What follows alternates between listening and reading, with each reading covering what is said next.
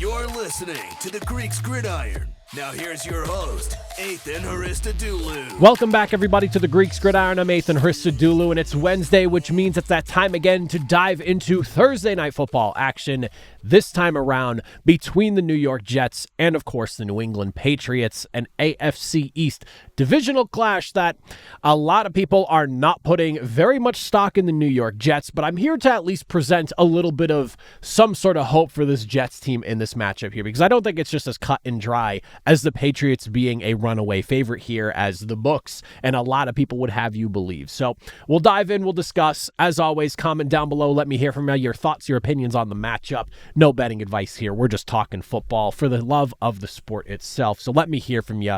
But we'll look at this game, and I think part of the reason why I do think there's at least a little bit of a conversation to have with this game is a lot more to do with the Patriots actually than the Jets. And that is the fact that as the Patriots currently stand, winners of 7 straight, one of the hottest teams in the NFL, the Jets are coming in with at least a little bit of momentum as of late. Couple of wins, looking good, 2-7. It's not exactly been the prettiest of wins by any means.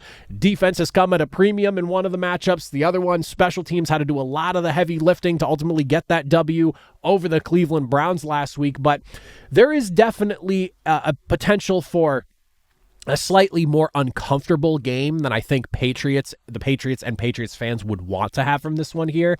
And a lot of that has to do with the Patriots. Like I said, winners of 7 straight, red hot, but you're coming back from a really tough road game against the Tampa Bay Buccaneers. Highly competitive, highly emotional. You are banged up a little bit in the receiver room, but you're coming back from on the road on a short week, whereas you have the Jets riding high on this back-to-back 2-game win streak that they're working on right now, and they were at home for their previous game. So there is a little bit to be said about those types of things where you just consider, and it's not like the travel for the Jets is very monstrous by any means. You're going from the Meadowlands to New England, which you're going to Foxborough, which is what, maybe an hour flight at best, going from New York to Boston and then a quick drive down to get yourself into Foxborough for the game. Like, it's not anything monumental, whereas the Patriots got a lot moving in a short week for themselves. That being said, though, I do think that this will be a really tough test, especially for the New York Jets defense in this one here, because while, yes, you go from the trade deadline to getting a good win where your defense actually didn't look too bad against a Cleveland Browns offense that has admittedly looked pretty bad throughout the majority of this season here, you got a much different test coming in this week. So while you passed with fairly good colors, I would say, coming out of the trade deadline and moving on from Sauce Gardner and Quinnen Williams, now you got Drake Maye coming in here. And, of course, MVP candidate as things currently stand. He's one of 2 QBs to have completed over 50% of his passes going for 20 or more yards downfield. He's 4th most in the NFL right now in deep passing yards, having accumulated 567 of his passing yards when pushing the football down 20 plus yards or more.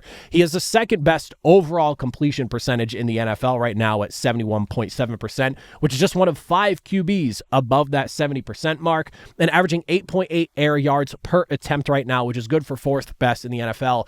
One of the best deep passers, arguably the best deep passer in the NFL, currently speaking, and how this season has been playing out. Sam Darnold being another one of those guys who would love to have that conversation as well, but amongst the best nonetheless. This will be a tough test for that secondary, especially those guys back deep, your safeties, Tony Adams and Isaiah Oliver. They've got to make sure plays do not get behind them. You're also looking at your corners, Brandon Stevens, and whoever's playing opposite of him, depending on how injury stuff plays itself out.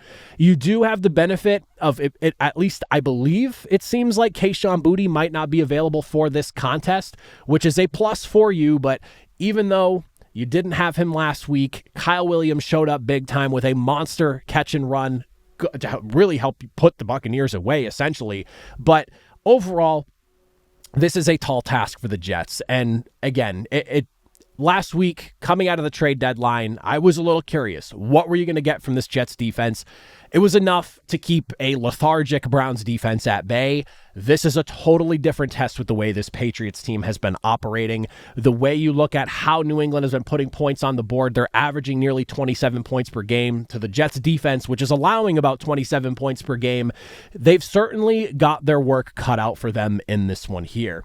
The other thing is, with the way the Patriots defense has been playing, they have been prone to letting teams move through the air a little bit more than I think you'd like to see, considering how much is invested into the secondary right now, especially the cornerback room.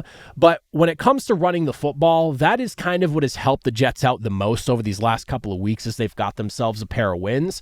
You look at Breece Hall and what he's been able to do on the ground these last 2 games, racking up a total of about 210 yards on the ground, and of course that 42-yard catch and score that helped put the Cleveland Browns away last week. He's been a big impact playmaker for this team in this short little rally that they've had the last couple of weeks. And obviously, with Garrett Wilson out, the passing attack in New York has been very close to non-existent, and even when he was in the fold, still fairly non-existent. It's been a pretty ugly season throwing the football for the New York Jets in totality. But if you can at least run the football here against this Patriots run defense that is the best in the NFL by a fairly considerable margin, they're allowing about 79 yards per game on the ground, and they're the only team below the 80-yard per game mark right now. Everyone else is 90 yards or more per game allowed right now, so they're the best by a somewhat solid margin, allowing 3.8 yards per attempt on the ground, 20% run stuff rate, so they're stuffing or getting runs stopped at or behind the line of scrimmage. Basically 1 in every 5 runs.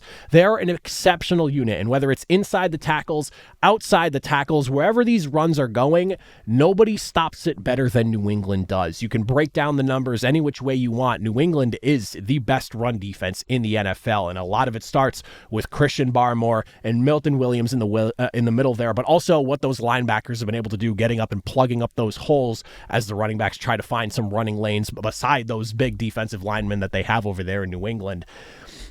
I will say this, as for like who I think is going to win the contest, I don't really think there's much thought that needs to get put into this game. I am very heavily in favor of the New England Patriots for this one.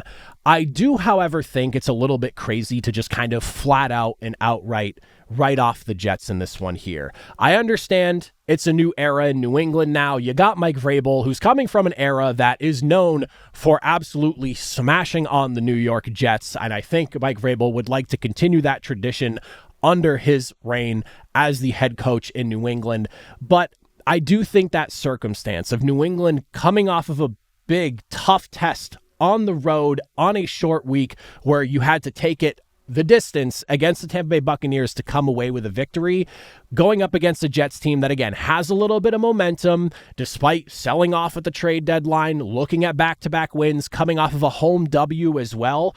That type of stuff plays into these types of games. So while I do like the Patriots, I do ultimately think that it's still a Patriots win. It's probably going to be still fairly comfortable. I like them something in the ballpark of 27-16, but it's one of those things where I could maybe see the Jets hanging around, keeping it slightly more comfortable than you like. Maybe the Patriots are up, 24-16, something like that, late, kicking a field goal to really kind of put the game away. Or maybe it's like 20-16 and you get yourself a nice go-ahead score somewhere in the fourth quarter that really puts the Jets out of their misery type of deal. I just think it's a little bit silly, especially in a division rivalry matchup, all things considered, that the Jets just flat out get steamrolled. Now, is it certainly possible? Absolutely. Would I be shocked if it happens? Absolutely not. I'm just saying that I don't think it's as easy as just writing off the Jets because they're 2-7. They have some momentum going with them, and the Patriots, with the circumstance that they're coming from on the road off that tough contest against the Bucs, and now having to host the Jets on a short week, is one of those things that could come into play and just make the game a little bit more complicated, a little bit tougher than maybe you'd like it to be. That's all I'm really trying to say there. But give me the Patriots, 27-16. Solid win for them. Their win streak extends to 8 in a row.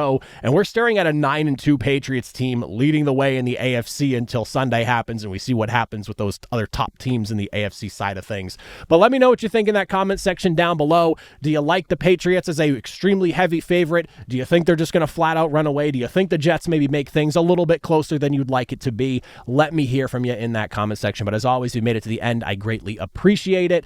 Make sure you're subscribed so you don't miss out on the rest of the predictions on Friday afternoon. We'll go through all of Sunday's games. And, of course, as we do on every Sunday before the 1 p.m. Eastern window slate opens up, we'll preview Monday night's matchup on Sunday as well. So do not miss out. But, again, as always, we made it to the end. Greatly appreciate it. I'll see you all on Friday.